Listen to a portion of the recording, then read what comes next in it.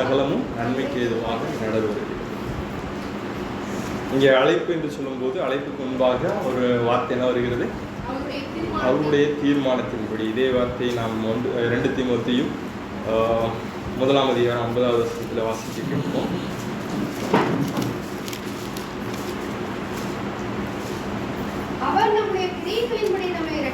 நம்முடைய கிரியைகளின்படி நம்மை ரட்சிக்காமல் நம்முடைய தீர்மானத்தின்படியும் ஆதி காலம் முதல் கிறிஸ்து இயேசுவுக்குள் நமக்கு அருளப்பட்ட கிருபையின்படியும் நம்மை ரட்சித்து பரிசுத்த அழைப்பிலே அழைத்தார் என்று சொல்லி பார்க்கிறோம். இங்கேயும் தீர்மானத்தை குறித்து பார்க்கிறோம். காலையில் ரொம்ப தெளிவாக இதெல்லாம் தியானம் செய்தோம். அவ்வளோ நேரம் எனக்கு கிடையாது. சுருக்கமாக சொல்கிறேன். 5 காரியங்கள் அழைப்பிலே நிலைத்திருக்க வேண்டும் என்று சொன்னால் அது ஒரு பெரிய பயணம். அதில் ஒரு 5 காரியங்கள் இருக்கிறது. முதலாவது, ஆண்டவர் ஒரு தீர்மானம் வைத்திருக்கிறார். ஒருவரை அழைப்பதற்கு முன்னாகவே, அந்த குறிப்பிட்ட நபர் பிறப்பதற்கு முன்னாகவே ஆண்டவர் ஒரு தீர்மானத்தை அவர்களை குறித்து வைத்திருக்கிறார். பிறகு அவர்களை அழைக்கிறார். அழைத்து அவர்களுக்கு வெகுமதிகள் எல்லாம் கொடுக்குறாரு. ஒரு லக்கை ஒன்று காமிக்கிறார். இதுதான் உன்னுடைய டார்கெட் அல்லது உன்னுடைய கோல், இங்கே தான் நீ போய் சேரணும். ஏன்னா அதுக்கப்புறம் அந்த ஒரு பயணம், ஒரு பெரிய நெடிய பயணம். அந்த பயணத்தில் தேவனாகிய கர்த்தர் நம்மோடு கூட இருக்கிறார். நம்ம அவருடைய கரங்களை பிடித்து கொண்டு அவருடைய அடிச்சுவடுகளிலே சிலுவையை சுமந்து கொண்டு செல்ல வேண்டும். இதுதான் அழைப்பினுடைய அந்த பயணம். இதில் எங்கேயாச்சும் ஒரு பக்கம் சறுக்கணும் அப்படின்னா என்ன ஆயிடுவோம்? அந்த கடைசி இலக்கை நம்மளால் அடைய முடியாது. அப்போது பந்தயத்தில் ஓடுகிறவர்கள் எப்படி ஓடணுமா? லக்கை நோக்கி அந்த பந்தய பரிசை பெற்றுக்கொள்ளத்தக்கதாக ஓடும். சும்மா ஏதோ ஓடுறாங்க அப்படின்னு சொல்லிட்டு என்ன செய்யக்கூடாது? நம்மளும் ஓடக்கூடாது. அப்போ நம்ம இது ஒரு வாழ்க்கை பயணம். இந்த வாழ்க்கையிலே ஆண்டவர் அநேக அழைப்புகளை நமக்கு கொடுத்திருக்கிறார், அநேக பொறுப்புகளை கொடுத்திருக்கிறார். இந்த உலக பிரகாரமாக சில பொறுப்புகள், ஒரு குடும்பம் என்கிற ஒரு பொறுப்பு, ஆவிக்குரிய ஒரு வாழ்க்கை என்கிற ஒரு பொறுப்பை தேவன் கொடுத்திருக்கிறார். ஒரு விசுவாசியான ஒரு அழைப்பை தேவன் கொடுத்திருக்கிறார். அல்லது ஒரு ஊழியக்காரனாக ஒரு அழைப்பு, அல்லது உங்களுக்கு சில தாளந்துகளை கொடுத்து அந்த தாளந்துகளை பயன்படுத்துமாறு ஒரு அழைப்பு என்று சொல்லி அநேக அழைப்புகள் இருக்கலாம். அந்த அழைப்புகளை தேவன் கொடுத்து அதில் ஆண்டவர் என்ன எதிர்பார்க்கிறார்? பொறுமையோடு ஓட வேண்டும் என்று சொல்லி. அப்போது மீண்டும் ஒரு விஷயம் சொல்லுகிறேன். முதலாவது என்ன இருக்கிறது? தீர்மானம். 2வது அழைப்பு. 3வது வெகுமதி. அதற்கு பிறகு பெரிய பயணம். பயணத்தினுடைய கடைசியில் ஒரு இலக்கு இருக்குது. வேதத்தில் அநேக உதாரணங்களை சொல்லலாம். நீங்கள் எந்த ஒரு உதாரணம் எடுத்தீங்க அப்படின்னாலும் இந்த 5 கிட்டத்தட்ட உங்களால் மேட்ச் பண்ண முடியும். ஆண்டவர் பெசலேயலை பெயர் சொல்லி என்ன செய்தார்? அழைத்தார். பெசலேயலை பெயர் சொல்லி அழைத்து அவனை வினோதமான விசித்திரமான வேலை செய்கிறதுக்கெல்லாம் ஆண்டவர் என்ன செஞ்சாரா? ஞானத்தை கொடுத்தார் என்று சொல்லி யாத்திரையாகமம் 31ஆம் அதிகாரம் 2வது வசனத்தில் வாசிக்கிறோம். அப்போ அவனுக்கு அவ்வளோ பெரிய ஆளாக என்ன? பெசலேயல் தங்கம் வெள்ளி இதெல்லாம் வச்சு பயங்கரமாக டிசைனாக செய்கிற அளவுக்கு பெரிய ஆளாக. கொஞ்ச நாளைக்கு முன்னாடி அவனை என்ன செஞ்சுட்டு இருந்தான்? எகிப்தில் செங்கல் சூளையில் வேலை செஞ்சுக்கிட்டு இருந்தான். அவனும் சாதாரண, எல்லாரும் கவனிங்க, அவனும் மற்றவர்களைப் போல ஒரு அடிமையாக இருந்தான். இவனுக்கு மட்டும் எங்கேருந்து வந்தது? அது ஆண்டவர் கொடுத்த கிருபை. அவனால் ஒன்றும் அல்ல. ஆண்டவர் அதில் தெளிவாக சொல்கிறார். யாத்திரையாகமம் 31ஆம் அதிகாரம் 2வது வசனத்தில் ஒரு வாசிக்க கேட்போம். நான் யூதாவின் கோத்திரத்தில் ஊருடைய மகனான ஊரியின் குமாரன் பெசலேயலை பெயர் சொல்லி அழைத்து வினோதமான வேலைகளை அவன் யோசித்து செய்கிறதற்கும் பொன்னிலும் வெள்ளியிலும் வெண்கலத்திலும் வேலை செய்கிறதற்கும் முத்திரை வெட்டாக வெட்டி பதிக்கிறதற்கும் மரத்தில் சித்திர வேலைகளை செய்கிறதற்கும் மற்றும் சகலவித வேலைகளையும் யூகித்து செய்கிறதற்கும் வேண்டிய ஞானமும் புத்தியும் அறிவும் அவனுக்கு உண்டாக அவனை தேவ ஆவியினால் நிரப்பினேன். ஆமென். அவனுக்கு எப்படி இதெல்லாம் தெரிஞ்சது? ஒரு தேவ ஆவியினால் நிரப்பப்படுகிறான். அவனுக்கு தேவையான ஞானம், புத்தி, அறிவு எல்லாவற்றையும் கொடுத்து ஆண்டவர் என்ன செய்கிறார்? அவனை நிரப்புகிறார். அப்போ பெஸ்லையில் தான் இந்த வேலையை செய்யணும்னு ஆண்டவர் என்ன செய்கிறார்? அவனை பெயர் சொல்லி அழைக்கிறார். அப்போ அவன் வேலை செய்வதற்கு அவன் யார்? தகுதியானவன் கிடையாது. அப்போ அவனை தகுதிப்படுத்தும்படியாக அவனுக்கு சில வெகுமதிகளை கொடுக்கிறார். அதுதான் நம்ம வெகுமதி என்று சொல்லி பார்த்தோம். அப்போ அவனை பெயர் சொல்லி அழைத்து சும்மா போகிற போக்கில் ஆண்டவர் ஆண்டவர் ஒருத்தவங்களை கூப்பிட்றாங்க அப்படின்னா கண்டிப்பாக கூப்பிடும்போது என்ன இருக்காது? தகுதி இருக்காது. கூப்பிட்டு அவனுக்கு வேண்டிய எல்லாத்தையும் ஆண்டவர் என்ன செய்வார்? தகுதிப்படுத்துகிறவர் ஆண்டவர். அதுக்கப்புறம் சொல்லிக் கொடுக்குறவர் அவர் கூட இருந்து ஒவ்வொரு நாளும் நடக்க வேண்டிய வழியை காட்டி மேலே கண்ணை வச்சு உனக்கு ஆலோசனை சொல்லுவேன்னு சொல்லி ஒவ்வொரு நாளும் ஆண்டவர் நம்மளை என்ன செய்வார்? அவர் நல்ல ஒரு கைடாக நம்ம கூட இருந்து என்ன செய்வார்? நம்மை வழி நடத்துவார். அந்த அழைப்பில் நிலைத்திருப்பதற்கான எல்லா உதவிகளையும் செய்வதற்கு யார் இருக்காங்க? ஆண்டவர் நம்மோடு கூட இருக்கார். இந்த அழைப்பில் ஒரு வேளை நீங்கள் சோர்ந்து போகலாம். ஒரு சில நேரங்களில் எப்படி ஜெபிக்கிறதுன்னு கூட தெரியாமல் இருக்கலாம். ஒருவேளை உங்களுக்கு ஜெபிக்க தெரியலைனாலும் உங்களுக்காக ஜெபிப்பதற்கும் ஆண்டவர் உங்களோடு கூட இருக்கார். ஹல்லேலூயா, ஹல்லேலூயா. அந்தபடியே நாம் வசனத்தை ஆவியானவர் தாமே வாக்கு கடங்காத பெருமூச்சோடு நமக்காக என்ன செய்கிறாரா? நமக்காக வேண்டுதல் செய்கிறார். உங்களுக்கு வேண்டுதல் செய்ய தெரியலையா? அல்லது உங்களுக்கு வேண்டுதல் செய்ய நேரம் இல்லையா? உங்களுக்காக வேண்டுதல் செய்ய ஆவியானவர் இருக்கிறார். ஹல்லேலூயா, ஹல்லேலூயா. மீண்டும் ஒரு விஷயம் சொல்கிறேன். இப்போ எல்லாருக்கும் புரிந்திருக்கணும்னு சொல்லி நம்புகிறேன். தீர்மானம் முதலாவது என்னது? தீர்மானம். அது ஆண்டவருடைய தீர்மானம். அதுக்கு நமக்கும் சம்மந்தம் இல்லை. அநேக நேரங்களில் அந்த தீர்மானம் நமக்கு தெரிந்திருக்காது. ஏனென்று சொன்னால் அந்த தீர்மானம் நாம் பிறப்பதற்கு முன்பாக, நம்முடைய பெற்றோர் பிறப்பதற்கு முன்பாக அந்த தீர்மானத்தை ஆண்டவர் எடுத்திருக்கலாம். ரெண்டாவது அழைப்பு நமக்கு தெரியும். ஏனென்று சொன்னால் ஆண்டவர் நம்ம எப்படி அழைக்கிறார்? பெயர் சொல்லி அழைக்கிறார். அழைத்து ஒரு குறிப்பிட்ட ஒரு பொறுப்பை கொடுக்கிறார். அதற்கான லக்கை நமக்கு காண்பிக்கிறார். அந்த லக்கை அடைவதற்கேற்ற கிருபைகளை, வரங்களை, வல்லமைகளை எல்லாவற்றையும் தெய்வம் நமக்கு கொடுக்கிறார். கொடுத்து அந்த பயணத்தில் நம்மோடு கூட ஆண்டவர் இருக்கிறார். அந்த பயணத்தை குறித்து நம்ம தியானம் செய்ய போகிறோம். மத்தேயு புஸ்தகம் 10ஆம் அதிகாரத்திலே அந்த வெகுமதியை குறித்து பார்த்தோம் என்று சொன்னால் ஆண்டவர் சீசர்களை அழைத்தார்.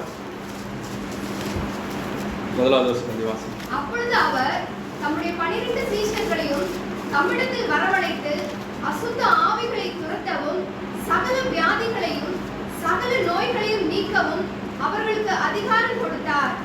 இங்க என்ன பண்ணுகிறார்? ஆண்டவர் அழைக்கிறார். அழைச்ச உடனே என்ன செஞ்சிட்டாரு? அவங்களுக்கு அதிகாரம் கொடுக்குறாரு, வரங்களை கொடுக்குறாரு, வல்லமையில கொடுக்குறாரு. அதுக்கப்புறம் இன்னும் கீழெல்லாம் வாசிச்சிங்க அப்படின்னா மத்தேயு 10, மார்க், லூக்கா 9ஆம் அதிகாரம், லூக்கா 10ஆம் அதிகாரம் எல்லாம் வீடுகளில் வாசித்து பாருங்க. ஆண்டவர் என்ன செய்கிறார்? அழைக்கிறார். அழைத்து அவங்களுக்கான கிருபைகளை கொடுக்கிறார், வரங்களை கொடுக்கிறார், பரிசுத்த ஆவியை கொடுக்கிறார், ரட்சிப்பை கொடுக்கிறார். இப்படி பல வெகுமதிகளை கொடுத்து அந்த லக்கை அவர்களுக்கு காண்பித்து அந்த லக்கை நோக்கி ஓடும்படியாக அவர்களுக்கு சில அறிவுரைகளையும் கொடுத்து ஆண்டவர் அருமையாக வழி நடத்துகிறார் என்று சொல்லி பார்க்கிறோம். காலை ஆராதனையிலே மோசேயினுடைய பயணத்தை குறித்து நாம் தியானம் செய்தோம். மோசே ஆண்டவர் என்ன செய்தார்? பெயர் சொல்லி அழைத்தார். கானானுக்கு இஸ்ரவேல் ஜனங்களை வழி நடத்தும்படியாக மோசேயை தேவன் அழைத்தார். அந்த அழைப்பில் அநேக ஒரு பெரிய பயணம், 40 வருட பயணம். பயணத்தின் முடிவில் ஒரு இலக்கு அவர்களுக்கு கொடுக்கப்பட்டிருந்தது. மோசேயினுடைய இலக்கு என்னது? கானான் தேசத்தை சுதந்திரிக்க வேண்டும் என்கிற ஒரு இலக்கு. ஆனாலும் ஒரு அவிசுவாசமான வார்த்தையினால, ஒரு கோபத்தினால, ஒரு பதட்டத்தில் பேசின ஒரு சிறிய வார்த்தையினால அவனுடைய இலக்கை என்ன செய்ய முடியவில்லை? அடைய முடியாமல் போய்விட்டது. அப்போ அவனுடைய அழைப்பில் அவனால் உறுதியாக என்ன செய்யவில்லை? நிற்க முடியாத ஒரு சூழ்நிலை. அதனால் நம்முடைய அழைப்பில் ஓடும்போது நம்ம எப்படி ஓடணும் அப்படின்னு சொன்னால் பொறுமையோடு ஓடக்கிடுவோம். ஹல்லேலூயா. 1 தீமோத்தேயு 6ஆம் அதிகாரம் 12 ஜீவனை பற்றிக்கொள், அதற்காகவே நீ அழைக்கப்பட்டாய். விசுவாசத்தில் என்ன செய்ய வேண்டும்? நல்ல போராட்டத்தை போராட வேண்டும். நித்திய ஜீவனை பற்றிக்கொள்ள வேண்டும். எல்லாரும் வாரம் சர்ச்சைக்கு வரோம். எங்கே வரோம்? சர்ச்சைக்கு போனால் இயேசுநாதர் கார் கொடுப்பாரு, பங்களா கொடுப்பாரு. ஐயா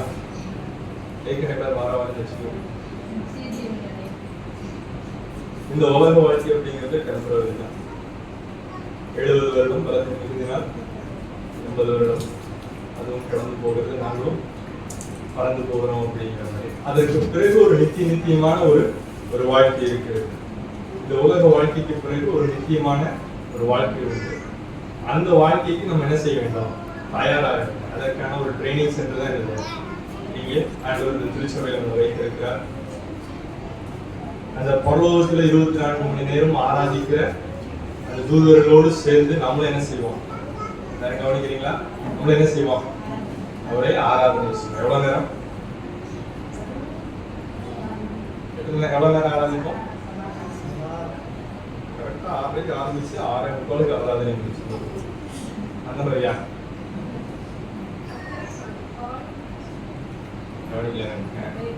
நம்முடைய நித்தியமான வாழ்க்கையில உலக வாழ்க்கைக்கு பிறகு பரலோகத்திற்கு போகும் இயேசுவினுடைய சன்னதியில 24 மணி நேரமும் ஆராதிக்கிற பொருளோடு சேர்ந்து நம்மளும் என்ன செய்வோம்? ஆராதிப்போம். ஆராதனை ஒரு 10 நிமிஷமா போயிட்டு வருவோம். இல்லை என்ன பண்ணுவோம்? 24 மணி நேரம் என்ன செய்வோம்?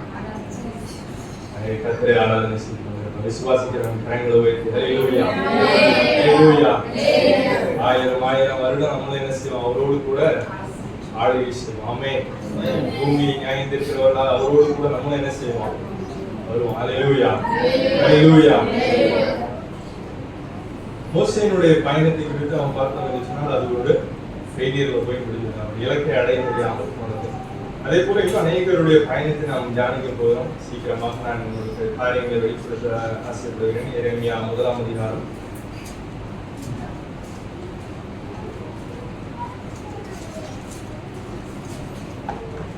5வது வசனத்தை வாசிப்போம். நான் உன்னை தாயின் வயிற்றில் உருவாக்கும் முன்னே உன்னை அறிந்தேன். நீ கர்ப்பத்திலிருந்து வெளிப்படும் முன்னே நான் உன்னை பரிசுத்தப்படுத்தி உன்னை ஜாதிகளுக்கு தீர்க்கதரிசியாக கட்டளையிட்டேன் என்று சொன்னார். ஹல்லேலூயா ஹல்லேலூயா. ஆண்டவர் எங்களுக்கு அழைப்பு கொடுக்கிறார். இங்கே தீர்க்கதரிசி என்கிற ஒரு அழைப்பு கொடுக்கிறார். எரேமியா தீர்க்கதரிசி. எரேமியா தீர்க்கதரிசி குறித்து ஆண்டவர் சொல்கிறார், நான் உன்னை தாயின் வயிற்றில் உருவாக்கும் முன்னே சொல்றீங்க, ஒரு சிலர் உருவாக்கும் முன்னே சொல்றீங்க. ரெண்டு வித்தியாசம் இருக்கு. உருவாக்கும் முன்னே நாம் தாயின் வயிற்றில் உருவாக்கப்படுகிறோம். யாரால்? ஆட்டோமேட்டிக்கா நாம் உருவாவதில்லை. நம்முடைய தேவனாகிய கர்த்தர் நம்ம என்ன செய்யறார்? உருவாக்குகிறார். தாயின் கருவில எப்படி உருவாக்குகிறார்? எரேமியாவை ஜாதிகளுக்கு தீர்க்கதரிசியாக உருவாக்குகிறார். ஆமென் ஆமென். அதே தாயின் கருவில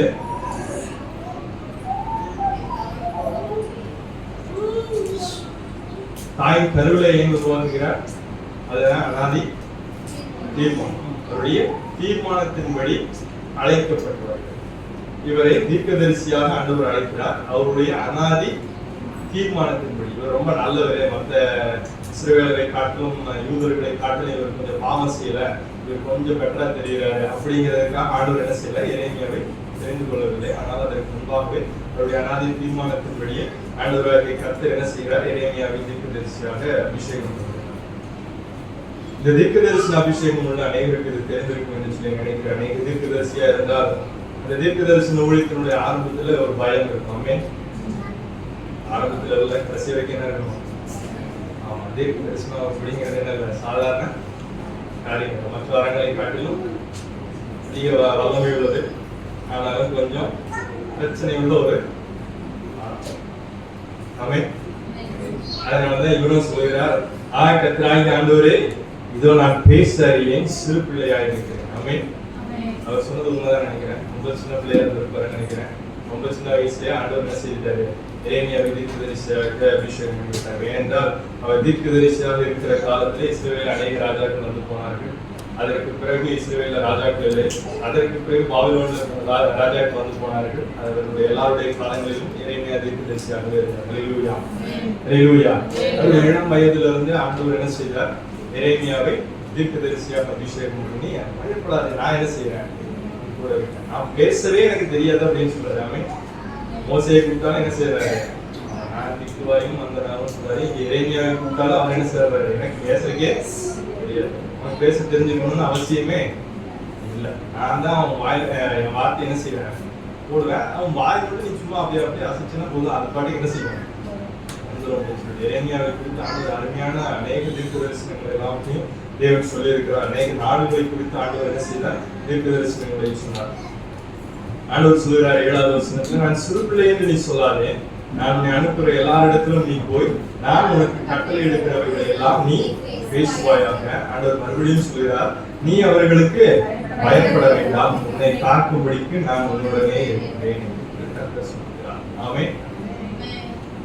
சொல்கிறார், நீ அவங்களுக்கு என்ன செய்யாத, பயப்படாத, உன்னை பாதுகாக்கிறதுக்காக நான் என்ன செய்யறேன், உன் கூட இருக்கேன் அப்படின்னு சொல்லிட்டு உனக்கு பாதுகாப்பு. இது ஒரு வெகுமதி, ஆண்டவர் கொடுக்கிற வெகுமதி. நான் எல்லா இதுலையும் நீங்க கவனமா ஒரு வேலை நான் சொல்ல முடிஞ்ச வரைக்கும் எல்லாத்தையும் சொல்றேன், வேலை சொல்லலைனாலும் கவனமா கவனிங்க. அதுல அநேக வெகுமதிகள் எல்லாம் உண்டு. அப்போ இந்த 1ஆம் அதிகாரம் முழுவதும் நீங்க வாசித்து பாருங்க, அது ஃபுல்லா ஆண்டவர் கொடுக்கிற வெகுமதிகள் எல்லாம் உங்களால பார்க்க முடியும். ஒரு தீர்க்கதரிசிக்கு ஏன் பாதுகாப்பு வேண்டும்?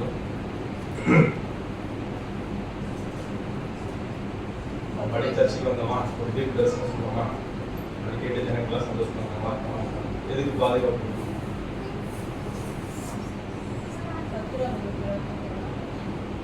ஆண்டவர் பயங்கரமா இதெல்லாம் தீர்க்க தரிசனம் சொல்லுவாரு. சரியா? ஆண்டவர் சொல்ல மாட்டாரு, ஆண்டவர் சொல்லுவாரு. அப்ப இங்க ஊழியக்காரங்க என்ன செய்யணும்?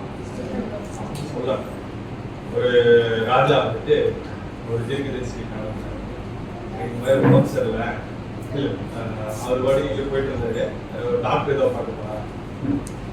உடனே இவர் ஒரு ஆளை அனுப்பி சொல்றாரு, இஸ்ரவேல்ல தேவன் இல்லை என்று சொல்லி நீ எங்கேயோ சுத்திட்டு இருக்கியா, உடம்பு சரியில்லைன்னா எங்க வந்திருக்கணும், ஆண்டவர் கிட்ட தான் வந்திருக்கணும். நீ பாட்டு சுத்திட்டு இருக்கியா, அதனால நீ ஏறின கட்டத்துல இருந்து இறங்காம போயிடுவேன், செத்து போயிடுவேன் சொல்றாரு. இது ஒரு ராஜா கிட்ட சொன்னாங்க, கட்டில இருந்து இறங்குறதுக்கு முன்னாடி, நான் சாகிறதுக்கு முன்னாடி அவன் என்ன செய்யணும், அவன் தலை இங்க வந்திருக்கணும் அப்படின்னு சொல்றாரு.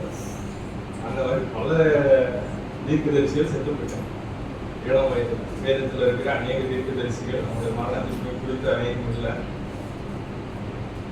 ஆனால் தீர்க்கதரிசிகளுடைய கல்லறைகளில் குறித்து வேதத்தில் சொல்லப்பட்டிருக்கு. தீர்க்கதரிசிகளை கல்லறிகிறவர்களே அப்படின்னு சொல்லப்பட்டிருக்கிறது. கல்லறிந்து சொல்லுவாங்க.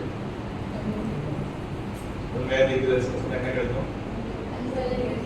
கல்லாலே அடிச்சு கொண்டு அவ்வளோ நல்லா. அப்பதான் ஆண்டவர் சொல்லுகிறார், நான் உனக்கு என்ன செய்வேன், பாதுகாப்பா இருக்கேன். நான் உனக்கு உன்னை காக்கும்படிக்கு நான் என்ன செய்யறேன், தான் இருக்கிறேன். நீ கவலைப்படாத, உன் கூட நான் என்ன செய்யறேன், இருக்கிறேன் என்று ஆண்டவர் சொல்லுகிறார். எரேமியா 1ஆம் அதிகாரம் 19வது வசனத்துல நல்ல ஒரு வாக்குத்தத்த வசனம் எல்லாம் வாசம். அவர்கள் உனக்கு விரோதமாக யுத்தம் பண்ணுவார்கள், ஆனாலும் உன்னை மேற்கொள்ள மாட்டார்கள். உன்னை ரட்சிக்கும்படிக்கு நான் உன்னுடனே இருக்கிறேன் என்று கர்த்தர் சொல்கிறார். ஆமென். என்ன சொல்கிறாரு? அவர்கள் உனக்கு விரோதமா யுத்தம் பண்ணுவார்கள், ஆனாலும் உன்னை என்ன செய்ய மாட்டாங்க, மேற்கொள்ள மாட்டார்கள். உன்னை ரட்சிக்கும்படிக்கு நான் உன்னோடு கூட இருக்கிறேன் என்று சொல்லி ஆண்டவர் சொல்கிறார். அநேக இடங்கள்ல தீர்க்க தரிசன புத்தகங்களை வாசிக்கும் போது அந்த தீர்க்க தரிசனமான வார்த்தைகள்ல வாக்குத்தத்தமான வார்த்தைகள் எல்லாம் என்ன செய்யணும், கேட்கணும். ஆனா இங்க இருக்கிற வாக்குத்தத்தம் கொஞ்சம் வித்தியாசமானது. இந்த வாக்குத்தத்தம் யாருக்கு தெரியுமா? தீர்க்க தரிசி. அவன் இது யாருக்கு? தீர்க்கதரிசி. இதுவும் தீர்க்கதரிசனமான வார்த்தை, ஆண்டவர் பேசுகிற ஒரு வார்த்தை. அந்த வார்த்தை யாருக்கான வார்த்தை? தீர்க்கதரிசிக்கான ஒரு வார்த்தை. இந்த மாதிரி வெகுமதிகளை எல்லாம் கொடுத்து ஆண்டவர் என்ன செய்வாரு, பயந்து போயிருந்தவனை பயப்படாதுன்னு சொல்லி தைரியப்படுத்தி அவருடைய வார்த்தைகளை அவருடைய வாயில வைத்தார். அந்த 9வது வசனம் 10வது வசனத்துல வாசிக்கிறோம். கரத்தை நீட்டி வாயை கொடுத்து நீ பேச முடியாதுன்னு சொன்னவருடைய வாயை ஆண்டவர் தொட்டாரு. என் வார்த்தைகளை உன் வாயிலே வைக்கிறேன் வச்சு ஆண்டவர் இங்க நிறைய கிஃப்ட் கொடுக்குறாரு பாருங்க. பிடுங்கவும் இடிக்கவும் அழிக்கவும் கவிழ்க்கவும் கட்டவும் நாட்டவும் உன்னை நான் இன்றைய தினம் ஜாதிகளின் மேலும் ராஜ்யங்களின் மேலும் ஏற்படுத்தினேன் என்று கர்த்தர். எதுக்காக? பிடுங்கவும் இடிக்கவும் அழிக்கவும் கட்டவும் நாட்டவும் என்னதான் பண்ணலாம். அநேக இதுல தீர்க்க தரிசனமான வார்த்தைகள் பிடுங்குவதை பற்றி, இடிப்பதை பற்றி, கட்டுவதை பற்றி, நாட்டுவதை பற்றி எல்லாம் இவர் நிறைய வார்த்தைகளை பேசியிருப்பார். அதெல்லாம் பின்னாடி வாசிக்கும் போது உங்களுக்கு தெரியும். அப்படி ஆண்டவர் என்ன செய்கிறார், எரேமியா தீர்க்கதரிசியை அனாதி தீர்மானத்தின்படி முன்குறித்தார். அவரை பெயர் சொல்லி அழைத்தார், அவருக்கான வெகுமதிகளை கொடுத்தார், அவருக்கான லக்கை காண்பித்தார். லக்கு என்னது? நான் உனக்கு வார்த்தை கொடுப்பேன், இது பயப்படாம என்ன செய்யணும், அவ்வளவு. அவருடைய அழைப்பு அவ்வளவுதான். ஆண்டவர் ஒரு வார்த்தை கொடுப்பார், அந்த வார்த்தை என்ன செய்யக்கூடாது, பயப்படக்கூடாது. பயப்படாம என்ன செய்யணும், ஆமென். இது எப்போ வரைக்கும் அந்த இது முடியும், உயிரோட இருக்கிற நாளெல்லாம் இதுதான் அவருடைய வேலை. ஆமென். அதனாலதான் அது ஒரு பயம். சாகிற வரைக்கும் என்ன செய்யணும், ஆண்டவர் என்னெல்லாம் அவர்கிட்ட சொல்லாரோ அதை எல்லாருக்கும் சொல்லிக்கிட்டு ஆகணும். வேற ஒரு வேலையும் இல்லை. இடையில எங்கேயும் என்ன செய்யக்கூடாது, பயம் மட்டும். ஆமே. அவ்வளோ ஈஸியான வேலை இல்லை. நிறைய பிரச்சனைகள் வரும், பாடுகள் வரும், உபத்திரவங்கள் வரும். அது எல்லாவற்றிலையும் தைரியம் என்ன செய்யணும், நிற்க வேண்டும். அதுதான் அந்த தீர்க்கதரிசியினுடைய அழைப்பு. எரேமியா 37ஆம் அதிகாரம் 16வது வசனத்தை வாசிப்போம் என்று சொன்னால், எரேமியா தீர்க்கதரிசி என்ன செய்றாங்க அப்படின்னா, பிடிச்சு சிறைச்சாலையில் போடுறாங்க. என்ன பண்ணாங்க கவனிக்கிறீங்களா? எரேமியா 37ஆம் அதிகாரம் 16வது வசனம், 20வது வசனம், 21வது வசனம் வாசிக்கணும்னா, இந்த 3 வசனங்களை வாசிக்கும் போது அவன் என்ன செய்தாங்க அப்படின்னா சிறைச்சாலையில போட்டாங்க. அதாவது யோனத்தானுடைய வீட்டுல ஒரு நில அறையில என்ன செய்தார்களாம், அவனை சிறைச்சாலையில அடைத்தார்கள் என்று சொல்லி வாசிக்கணும். அங்க அவனுக்கு என்ன செய்யறாங்க, சாப்பிடறதுக்கு ஒண்ணுமே இல்லை. அதற்கு பிறகு 20-21வது வசனத்துல சிதேக்கியா ராஜா அவன் என்ன செய்யறார், பிரபுக்களுக்கு தெரியாம மறைமுகமா கூப்பிட்டு என்ன செய்யறாங்க, ஆண்டவருடைய வார்த்தையை உங்க ஏதாச்சும் இருக்குதா, ஆண்டவருடைய வார்த்தையை சொன்னா இவங்க என்ன பண்றாங்க, அடிச்சு ஜெயில போட்டுறாங்க. அதுக்கப்புறம் இந்த ஜெயில இருக்கிறவங்க சத்தம் இல்லாம கூப்பிட்டு வந்து யாருக்குமே தெரியாம, பிரபுக்களுக்கெல்லாம் தெரியாம ராஜா என்ன பண்றாரா, கூப்பிட்டு மறைமுகமா அவங்க பேசுறாங்க. கர்த்தருடைய வார்த்தை ஏதேனும் கிட்ட சொல்ற மாதிரி ஏதாச்சும் இருக்குது அப்படின்னு சொல்லிட்டு அவர் அதே வார்த்தை தான் சொல்றாரு. என்னது, எந்திரிச்சிங்க எதுவும் போயிரு பாபிலோன் உயிர் தப்பிச்சுக்கோ அப்படின்னு சொல்லிட்டு யாரும் என்ன செய்யறாங்க, அதே எப்படி பாபிலோனுக்கு போனா அவன் கொல்லணும்னு இங்க வந்துட்டு இருக்கேன், நானே இங்க ஒளிஞ்சுட்டு இருக்கேன். நான் இங்க இருந்து பாபிலோன் கிட்ட போனேன்னா போற வழியில என்ன செஞ்சிருவான், கொன்றுவானே அப்படின்னு. ஆனா ஆண்டவர் சொல்லுகிறார் எங்க போனேன், பாபிலோனுக்கு போகணும். தேசத்தினுடைய அக்கிரமம் பேசா இருக்குது, அதுக்கு அதனுடைய அக்கிரமம் நிவர்த்தி செய்யப்பட வேண்டும் அப்படின்னு சொல்லிட்டு இங்க ஆளுகை செய்ய முடியாது, அரசாட்சி செய்ய முடியாது, உங்களுடைய காலங்கள்லாம் முடிவு அடைஞ்சது அப்படின்னு சொல்லிட்டு. ஆனால் யாரும் என்ன செய்யல, கேட்கவில்லை. ஆனால் இப்ப எரேமியா தீர்க்கதரிசி அங்க ஃபைனலா தீர்க்கதரிசனம் சொல்லி முடிச்சதுக்கு அப்புறம் ராஜா சொல்றாரு, மறுபடியும் அந்த யோனத்தானோட வீட்டுக்கு மட்டும் என்ன செஞ்சிடாதீங்க, அனுப்பிடாதீங்க, போனா அங்கேயே என்ன செஞ்சிருவேன், சேர்த்துருவேன். என்ன சொல்றாரு, செத்துருவேன் அப்படின்னு சொல்றாரு. ஆனாலும் அவர் என்ன செய்யல, பயப்படுறாரு. கர்த்தருடைய வார்த்தைகளை தைரியமாக பிரசங்கித்துக் கொண்டிருக்கிறார். ராஜா ஒரு கருணை உள்ளம் படைத்த அந்த ராஜா ஒரு காரியத்தை செய்கிறார். சிறைச்சாலையினுடைய முற்றத்துல என்ன செய்யறாரு, அடைக்க சொல்றாரு. காவல்சாலையினுடைய முற்றத்துல அடைக்க சொல்றாரு. அந்த நகரத்துல அப்பம் இருக்கிற வரைக்கும், கவனிக்கிறீங்களா, நகரத்துல அப்பம் இருக்கிற வரைக்கும் ஒரு நாளைக்கு ஒரு அப்பம் கிடைக்கும். எவ்வளவு திறமைகளோட உமேஷ், அவ்வளவுதான். உனக்கு ஏதாவது சாப்பிட்டு முடிஞ்ச உயிர் வந்துட்டோம் அப்படின்னு சொல்லிட்டு கிணத்துல 100 பேர் இறக்குறாங்க. தண்ணி இல்லாத கிணத்துல பாடுபடுத்துறாங்க. எரேமியா தீர்க்கதரிசி அவங்களாம் தீர்க்கதரிசி தான் வாசிட்டு போயிருக்கீங்க. இது எத்தனை பேருக்கு எவ்வளவு தெரியும் அப்படின்னு எனக்கு தெரியல. எரேமியாவுடைய பாடல்களை குறித்து பார்த்தோம் அப்படின்னு சொன்னா ரொம்ப கஷ்டமான ஒரு வாழ்க்கை. தீர்க்கதரிசியோட வாழ்க்கை அவ்வளவு சுலபமாக இல்லை. திடீர்னு அடிப்பானுங்க, எதையாச்சும் என்ன செஞ்சிருவாங்க, ஒரு நாளும் நிம்மதியாக செய்ய மாட்டாங்க, எரிக்க விட மாட்டாங்க. ஆண்டவருடைய வார்த்தை உண்மையா சொல்லுவாரு. உடனே இவங்க என்ன சொல்லுவாங்க, நல்ல தீர்க்கதரிசின்னு சொல்லிடுவாங்க. என்ன சொல்லுவாங்க, ஆமா நல்ல தீர்க்கதரிசி. நான் எனக்கு என் மனசுக்கு தெரியும் ஆண்டவர் என்ன பேசுவாருன்னு. அது நீ பேசுறே இல்லையா நான் பாக்குறேன். அது நீ பேசுனேன்னா நீ நல்ல தீர்க்கதரிசி, இல்லைன்னா நீ யாரு. எவ்வளவு பெரிய பரிசுத்தம் தெரியுங்களா, உன்னை விட ஆண்டவர் பெரிய பரிசுத்தம். ஆண்டவர் கண்டிப்பா என்னை பத்தி அப்படியெல்லாம் சொல்ல மாட்டார். ஆண்டவர் என்னை எவ்வளவு நேசிக்கிறார் தெரியுமா, நேசிக்கிறார். ஆனாலும் பாதையை மாறும்போது பாவத்தை குறித்தும் நீதியை குறித்து என்ன செய்யணும், ஒரு கண்டிப்பு உணர்த்துவார். ஒரு சில நேரங்கள் கண்டிப்பு உணர்த்தும்போது எப்படி இருக்கும், கொஞ்சம் வலிக்கும். அவன் வலிச்சதுன்னா நம்ம என்ன செஞ்சிருவோம், அந்த வழி அப்படியே ரீடைரக்ட் பண்ணிடுவோம். அது தீர்க்கதரிசனம். அது என்னது, மாம்சமானவா தீர்க்கதரிசனமான வார்த்தை. அது நம்ம என்ன செய்யக்கூடாது, அணுகக்கூடாது. அவன் அவர் உண்மையான தீர்க்கதரிசி சும்மா வாய்ப்பு வந்து அடிச்சு சொல்றது அப்படின்னு சொல்லிட்டு இதெல்லாம் யாரு குறித்து சொல்றாங்க, எரேமியா தீர்க்கதரிசி குறித்து சொல்றாங்க. இதெல்லாம் நம்மளால ரிலேட் பண்ண முடியும்னு சொல்லி நினைக்கிறேன். நம்மளுடைய வாழ்க்கையில் ஆண்டவர் சொல்லக்கூடிய தீர்க்கதரிசனமான வார்த்தைகள் அநேக நேரங்கள் என்ன செய்ய முடியல, நம்புவதற்கு ஏதுமில்லாமல் போயிருக்கு. அதனால அதை நம்பிக்கையோடு ஏற்றுக்கொண்டு கர்த்தரை ஆசீர்வதிப்பார்.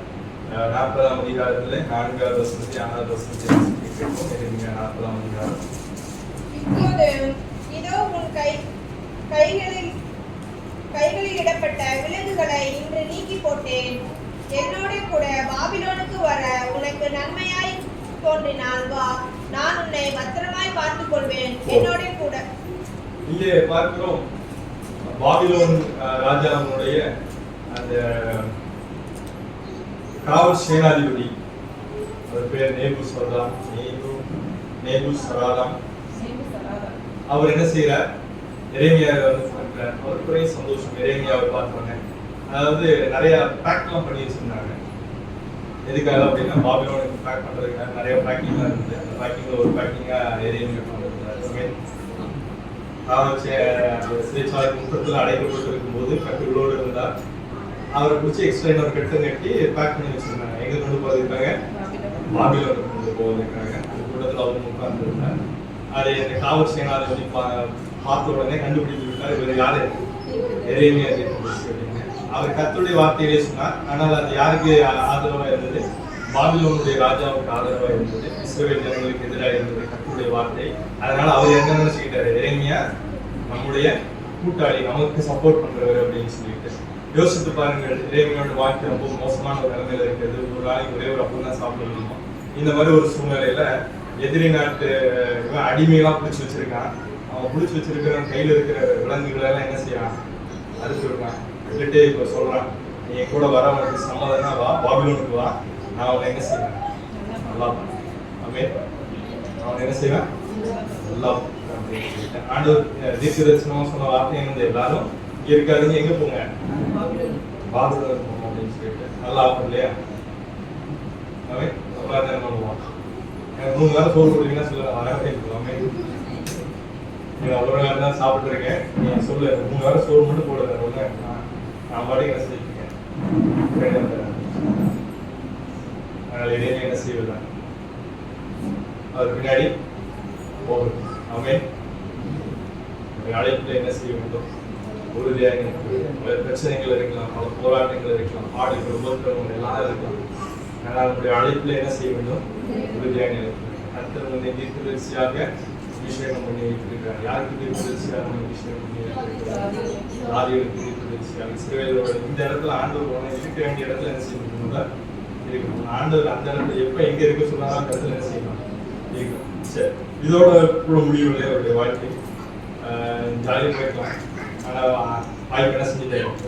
விட்டுட்டாரு. அதற்கு பிறகு தீர்க்கதரிசனமான வார்த்தைக்கும் வருகிறது. 42ஆம் அதிகாரத்துல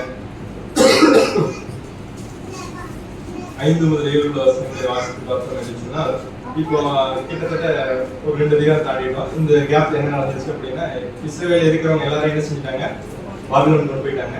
இங்க கைகால் உடஞ்சவங்க அதற்காக இந்த மாதிரி ஒரு 100-200 பேர் அந்த மாதிரி மட்டும்தான் நாட்டிலே என்ன செய்யறாங்க இருக்காங்க. அதுக்கு ஒரு அதிபதி என்ன செஞ்சாச்சு?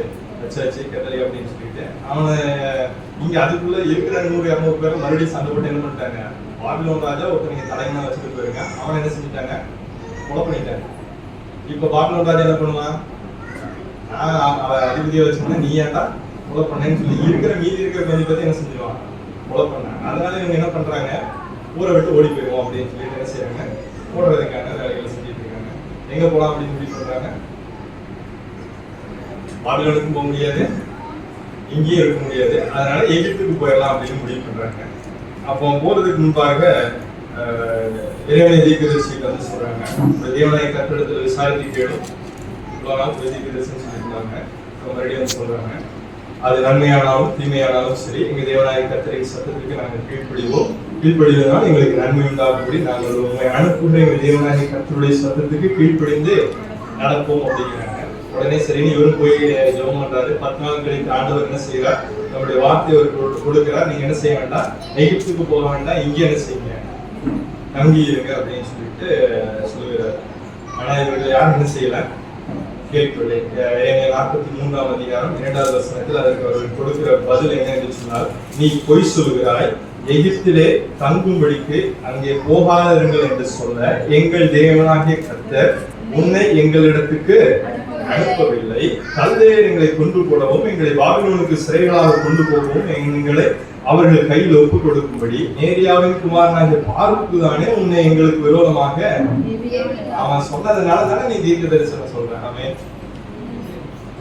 என்னது அவன் சொன்னதுனால தானே நீ தீர்க்க தரிசனம் சொல்ற. அநேகருடைய எண்ணங்கள் அப்படிதான் இருக்கு. அவனுக்கு ஏற்கனவே தெரியும், தெரிஞ்ச வார்த்தையெல்லாம் நீ என்ன செய்யற, நீ தீர்க்க தரிசனம். அம்மா ஜெப குறிப்பு சொன்னாங்க, அதை வச்சுதான் நீ என்ன செய்யற, தீர்க்க தரிசனம் சொல்ற அப்படின்னு சொல்லிட்டு அநேக காரியங்கள் நம்ம இந்த உலகத்துல இந்த நாள்லயே நம்ம பார்க்கிறோம். அப்படி சொன்ன ஜனங்களுக்கு என்ன செஞ்சுட்டாங்க, நீ பொய் சொல்லுற என்று சொல்லி அதை மாற்றி விட்டதை நம்ம பார்க்கிறோம். இதோட முடியல. ஆண்டவர் என்ன சொன்னாரு, எகிப்துக்கு போகாதீங்கன்னு சொன்னாரு. இவங்க என்ன பண்ணாங்க தெரியுமா, நாங்க எகிப்துக்கு போவோம்னு முடிவு பண்ணாங்க. அவங்க போனது மாத்திரால இவரே செய்திருந்தது. இவருக்கு ஒன்றும் செய்ய முடியாது. அவன் எங்க எடுத்துட்டு போனாலும் நம்ம ஆண்டவருடைய சித்தனுடைய வாழ்க்கையில் நிறைவேற்ற கொடுத்தோம் அப்படின்ட்டு அவர் பாட்டுக்கு என்ன பண்ணிட்டாரு, எடுத்துட்டு போடா அப்படின்னு சொல்லிட்டு என்ன வேணாலும் பண்ணி என் தேவனாகிய கர்த்தர் எங்களோடு கூட முதல் அதிகாரத்தில் சொன்ன வார்த்தை, அந்த வெகுமதி, அந்த தைரியம், அவ்வளவுதான். என்ன நடக்குமோ என்ன செய்யும் நடக்குது. வாழ்க்கையில் என்னென்னலாம் பண்ணுவீங்களா நீங்களாம் பண்ணுங்க. ஆனா ஒரே ஒரு விஷயம் ஞாபகம் வச்சுக்கோங்க, என் கூட என் தேவனாகிய கர்த்தர் நேரங்களில் இந்த நம்பிக்கை நம்முடைய வாழ்க்கையில என்ன செய்யறது இல்லை, இருக்கிறது இல்லை. யோசித்து பாருங்க, இப்போ எவ்வளவு காரியங்கள் நடந்திருக்கிறது. ஆனா எரேமியா தீர்க்கதரிசிக்கு ஆண்டவர் சொன்ன வார்த்தை என்னது, எரேமியா 1 கடைசி வசனத்துல என்ன வார்த்தை ஆண்டவர் சொன்னார், அவர்கள் உனக்கு விரோதமாக யுத்தம் பண்ணுவார்கள், ஆனாலும் உன்னை மேற்கொள்ள மாட்டார்கள். உன்னை ரட்சிக்கும்படிக்கு நான் உன்னுடனே இருக்கிறேன். கூட இருக்கிறேன். ஹல்லேலூயா. பக்கத்துல இருக்கிறவங்க பார்த்துங்க, கையில பிடிச்சு சொல்லுங்க, உங்களை ரட்சிக்கும்படிக்கு கர்த்தர் உங்களுடனே இருக்கிறார். எந்த சூழ்நிலையில இருந்தாலும் கர்த்தர் உங்களோடு கூட இருக்கிறார். நீங்க எந்த நாட்டுல இருந்தாலும் கர்த்தர் உங்களோடு கூட இருக்கிறார். நீங்க எகிப்துல இருந்தாலும் கர்த்தர் உங்களோடு இருக்கிறார். ஜெர்மனில இருந்தாலும் கர்த்தர் உங்களோடு இருக்கிறார். ஹல்லேலூயா, ஹல்லேலூயா. எந்த நாட்டுல இருந்தாலும் கர்த்தர் என்ன செய்கிறாரு, கூடவே இருக்கிறார். எகிப்துக்கு விரோதமா சொல்ல வேண்டிய கர்த்தருடைய வார்த்தை இருந்தது. அவர் எகிப்துக்கு போனவங்க கர்த்தர் மறுபடியும் பேசினார். ஹல்லேலூயா, ஹல்லேலூயா. அதே எரேமியாவுடைய தீர்க்கதரிசன புத்தகம் 43ஆம் அதிகாரம் 5 வசனங்களை வாசித்து பார்த்தோம் என்று சொன்னால், அங்கே எகிப்துக்கு விரோதமாக சொல்ல வேண்டியதான கர்த்தருடைய வார்த்தை இருந்தது. அந்த வார்த்தை எல்லாத்தையும் அவர் என்ன பண்ணாரு, இங்கே இஸ்ரேலுக்கு விரோதமா சொல்லும் போதே வாங்கினாடி பயங்கரமான அடி. இப்ப எகிப்துக்கு போயிட்டு எங்க சொல்றாரு, பக்கத்துல பாகிஸ்தான் வரைக்கும் போயிட்டு பாகிஸ்தானுக்கு விரோதமாக அங்க இருந்து தீர்க்கதரிசனம் சொல்றாரு. பாகிஸ்தான் என்ன பண்ணுவாங்க, அவங்க அதுக்காக கூட அடிக்கிறான், நம்மளால. ஆனா அதுக்கெல்லாம் என்ன செய்யக்கூடாது, பாகிஸ்தானுக்கு போயிட்டு வா அப்படின்னு சொன்னா என்ன செய்யலாம், அதான் போய் எந்திரிச்சு போயிட்டே இருக்க வேண்டியது. ஆப்ஷனே எழுது, இனிமே போ அப்படின்னா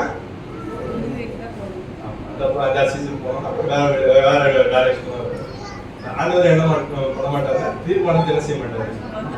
சரி அதாவது ஓடி போயிட்டான், புழைச்சு போட்டோம், வேற எங்கேயாவது ஓடிப்போம், ஐப்பே கிடையாது. அவன் உன்னை குறித்து நியமித்ததை உன்னை குறித்து தான் என்ன செய்வாரு, நிறைவேற்றுவார். உன்னை குறித்து அவர் பல ஜென்மத்துக்கு முன்னாடி என்ன செஞ்சு வச்சிருக்கிறாரு, தீர்மானங்களை போட்டு வச்சிருக்கிறாரு. அந்த வார்த்தையில உன்னை வச்சுதான் பேசுவாரு, அது உன்னை வச்சுதான் நிறைவேற்றுவார். உனக்குன்னு என்னென்ன பிளான் இருக்கோ அதெல்லாம் உன்னை வச்சுதான் என்ன செய்ய முடியும், எக்ஸிக்யூட் பண்ண முடியும். அதுக்கு நீ தப்பிச்சு எங்கெங்கெல்லாம் ஓடுனீங்கனாலும் அடிச்சு பிடிச்சி என்ன செஞ்சுட்டு வருவாரு, ரெடி எடுத்துட்டு வருவாரு.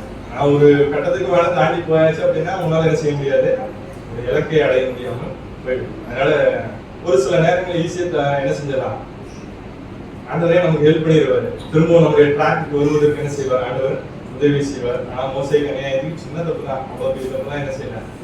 ஆமா, ஆகாப்பை எல்லாம் மன்னிச்சாரு, அதான் கொஞ்சம் வருத்தமா இருந்தாங்க. இருக்கிறதுலே மோசமான ராஜா யாரு, ஆகாப் ராஜா. அவரையெல்லாம் மன்னிச்சுட்டாரு, ரொம்ப பெரிய பாவிகளை எல்லாம் மன்னிச்சுட்டாரு. கட்டி கொடுத்தவனை செய்யுதுங்கிறாரு, கொடுத்தவங்களை எல்லாம் மன்னிங்கன்னு சொல்றாரு. ஒரு கோபத்துல ஒரே ஒரு வார்த்தையை சொல்லிட்டாரு. ஆனா மோசே என்ன செய்யல, இதை பத்தி என்கிட்ட என்ன செய்யாத, வழி ஜெபம் பண்ணி டைம் வேஸ்ட் பண்ணாத, வாய்ப்பே கிடையாது. நீ என்ன செய்ய மாட்டாரு, ஆனாவுக்குள்ள போகவே மாட்டார். உன்னுடைய இலக்கை நீ என்ன செய்ய முடியாது, அடைய முடியாது என்று சொல்லி ஆண்டவர் சொல்லுகிறார். இது எரேமியாவுடைய பயணத்தை எப்படி முடித்தார், அவர் வெற்றியாய் முடித்தார். ஹல்லேலூயா. பயணத்தை ஆண்டவர் என்ன செய்தார்? வெற்றியாய் முடிக்க ஆண்டவர் உதவி செய்தார். அவரால் ஒன்றும் இல்லை, எரேமியாவால் ஒன்றும் இல்லை. கொஞ்சம் மன தைரியம் மட்டும் இருக்கணும், கொஞ்சம் விசுவாசமாக என்ன செய்யணும் இருக்கு. ஆண்டவர் என் கூட தான் அடி செம்ம அடி விழுகும் போது ஆண்டவர் என் கூட தான். அப்ப நமக்கு என்ன செய்யறது? மோனது ஆமென். அடி வாங்கும் போது அழுகை மட்டும்தான் தோணும். கல் எடுத்து அடிக்கும்போது என்ன செய்யணும்? நம்ம எங்க ஓடி போய் விழுந்துக்கலாம் தான் தோணும். ஆண்டவரை கூட இருக்கிறது தோணும். ஆனா அதுதான் என்ன செய்யணும்? அதுக்காக தான் ஆண்டவர் கொஞ்சம் ஸ்டார்டிங்ல கொஞ்சம் ட்ரைனிங் கொடுத்து கொஞ்சம் வெகுமதிகள் எல்லாம் கொடுத்து பயணத்துல நான் கூட என்ன செய்யாத, பயப்படாதே, நான் உனக்கு நீ திகையாதே, நான் உன் அவன் வலது கையை பிடித்து சகாயம் பண்ண, நீதியை வலது எடுத்தால் உன்னை நீங்க வாக்கு தத்துவங்களை என்ன செய்யறாரு? இதுக்குதான் கொடுக்குறாரு. ஆனா ஒரு வாக்கு தத்துவங்களும் என்ன செய்யாது. எத்தனை பேர் சொல்லுவீங்க, என்னோட வாழ்க்கையில பிரச்சனை, பயங்கரமான பிரச்சனை வரும்போது நான் வாக்கு தத்துவங்களை சொல்லி ஆண்டவருக்கு நன்றி சொல்லுவேன் அப்படின்னு சொல்லி விசுவாச அறிக்கை செய்யணும். எத்தனை பேர்? அநேக வார்த்தைகளை நம்ம தியானம் செய்கிறோம், அநேக வார்த்தைகளை கேட்கிறோம். எதுக்காக கேட்கிறோம்? அதற்கான ஒரு சூழ்நிலை வரும். எதையுமே அடி வாங்குற மாதிரி, நம்மளை அடி வாங்குற மாதிரியான ஒரு சூழ்நிலை வரும். அப்போ எரேமியா நமக்கு என்ன செய்யணும்? ஞாபகத்துக்கு வரணும். அப்படி வரல அப்படின்னா இன்னைக்கு நீங்க சபைக்கு வந்தது வேஸ்ட்டு, எரேமியாவை தியானம் பண்ணது வேஸ்ட்டு, தினமும் காலையில எந்திரிச்சு சந்தி மத்தியான வேலையெல்லாம் பைபிள் படிக்கிறதும் வேஸ்ட். நம்ம வாசிக்கிற வசனம் என்ன செய்யணும்? அப்போ நமக்கு உதவியா நிற்கும். அந்த வசனம் அப்ப எடுத்து நீங்க தியானம் பண்ணணும். ஒரு சில நேரங்களில் நான் சொல்லும்போது இருக்கும்போது நான் செய்யக்கூடிய ஒரே ஒரு காரியம், இந்த டைரி எடுத்து அதில் இருக்கக்கூடிய வசனங்களை எல்லாம் எடுத்து படிக்கணும். அது நமக்கு எப்படி இருக்கும்? ஆறுதலா இருக்கு, நமக்கு பலனா இருக்கு. ஆமென். பேசும்போது எல்லாம் எப்படி இருக்கும்? இங்க இருந்து பேசும்போது எல்லாம் நல்லா தான் இருக்கும். அதே வந்து நமக்கு வந்தாதான் என்ன செய்யணும் தெரியும். அப்ப அது நமக்கு வரும்போது நம்ம என்ன செய்யணும் அப்படிங்கிறத இப்ப நான் பேசி வச்சுட்டேன். இதை பேசுறது நம்ம எடுத்து என்ன செஞ்சுக்கலாம் மறுபடியும். ஆமென். அப்ப அவருடைய வசனம் தான் நம்ம என்ன செய்யும்? கேட்கும். அப்ப அந்த நேரத்துல நிறைய கோபம் வரும். ஆண்டவர் நோக்கி காலையில தியானிச்சுட்டு மோசே எப்படிலாம் ஆண்டவர் பார்த்து கேள்வி கேட்டார் அப்படின்னு சொல்லிட்டு அவ்வளவு விசுவாசம் உள்ள மனுஷன். ஆனா அவருடைய வாயிலிருந்து சில அவிசுவாசமான வார்த்தைகள் எல்லாம் என்ன செய்யுது? வருகிறது. அப்போ நம்மளுடைய வாழ்க்கையில அப்படிதான் விசுவாசமா இருக்கிறோம். இப்போ பிரச்சனையே இல்லாததுக்கு விசுவாசமா இருக்கும். ஆனா உனக்கு பிரச்சனை வரும்போது விசுவாசமா இருக்கிறாயா? ஆண்டவர் அந்த பிரச்சனையில இருந்து உன்னை விடுதலை செய்வார் என்று விசுவாசிக்கிறாய் என்று யோசித்து பார்க்க. அடுத்ததாக ஆரோனுடைய அழைப்பு. ஆரோனுக்கு ஆண்டவர் என்ன ஒரு அழைப்பை கொடுத்தார்? 28ஆம் அதிகாரம் 1ஆம் வசனத்துல ஆரோனையும் அவருடைய குமாரர்கள் 4 பேர் இருக்காங்க. 4 பேரை ஆண்டவர் அழைத்து என்ன செய்தார்? அவர்களுக்கு ஆசாரிய ஊழியத்தை கொடுத்தார். ஆமென். என்ன ஊழியம்? ஆசாரிய ஊழியம். பயங்கரமா இருக்கும். பைபிள் வாசித்து பாத்தீங்க அப்படின்னாலே, அப்படி கற்பனை பண்ணாலே எப்படி இருக்கும்? அது ஒரு ராஜ வாழ்க்கை மாதிரி இருக்கும். ஆமென். ஆனால் அது ராஜ வாழ்க்கை இல்லை, பயங்கரமான கஷ்டமான ஒரு ஊழியம். ஆசாரிய ஊழியம் என்பது கஷ்டமான ஒரு ஊழியம். ஆரோனுடைய வாழ்க்கை குறித்து, அந்த ஆசாரிய ஊழியத்தை குறித்து சுருக்கமாக சொல்ல விரும்புகிறேன். அந்த ஆரோனுடைய ஆண்டவர் என்ன செய்கிறார்? அழைக்கிறார். அவனையும் அவனுடைய பிள்ளைகளையும் அவனுடைய சந்ததிகளையும் ஆண்டவர் என்ன செய்கிறார்? ஆசாரிய ஊழியத்திற்கு நியமிக்கிறார். அவனுடைய கோத்திரம், லேவி கோத்திரத்தை ஆசாரிய ஊழியம் அல்ல, அந்த ஆசாரிய பணிவிடைக்கான ஊழியங்களை ஆண்டவர் அவர்களுக்கு நியமிக்கிறார். ஆனால் இங்க பார்த்தோம் இருந்துச்சுன்னா அநேக ஜனங்கள் எல்லாரும் என்ன செய்வாங்க? எழுப்பி வருவாங்க. வந்து கிட்டத்தட்ட ஒரு 250 பேர், 253 பேர் இருக்காங்க. இங்க எல்லாருக்கும் 17ஆம் அதிகாரம் 16ஆம் அதிகாரத்துல வாசிக்க முடியும்.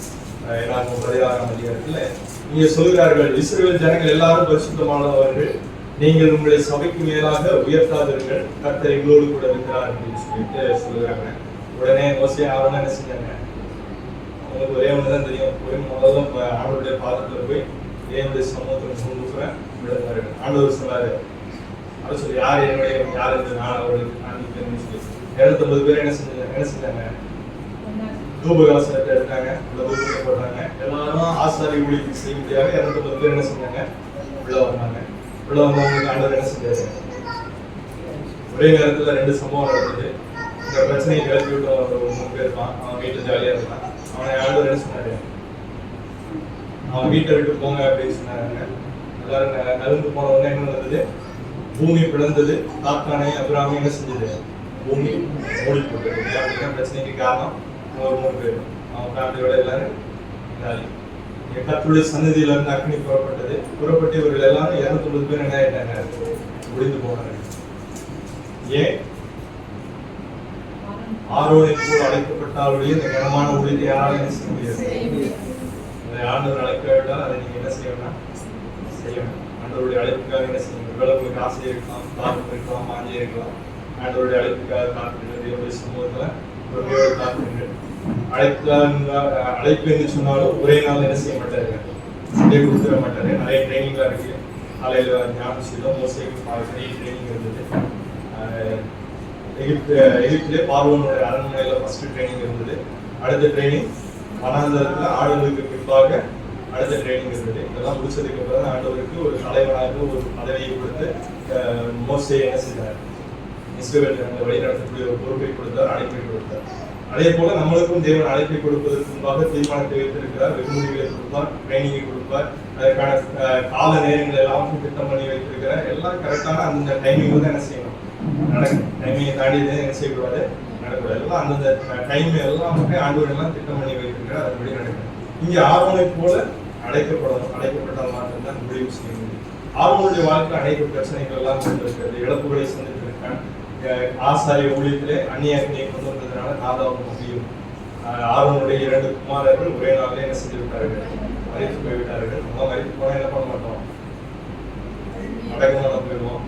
அப்புறம் ஒரு 6 மாசத்துக்கு இயேசுநாதர் இருக்கிறவங்களுக்கு சண்டையா போயிட்டு அதுக்கப்புறம் இயேசுநாதர் என்ன செய்ய மாட்டோம்?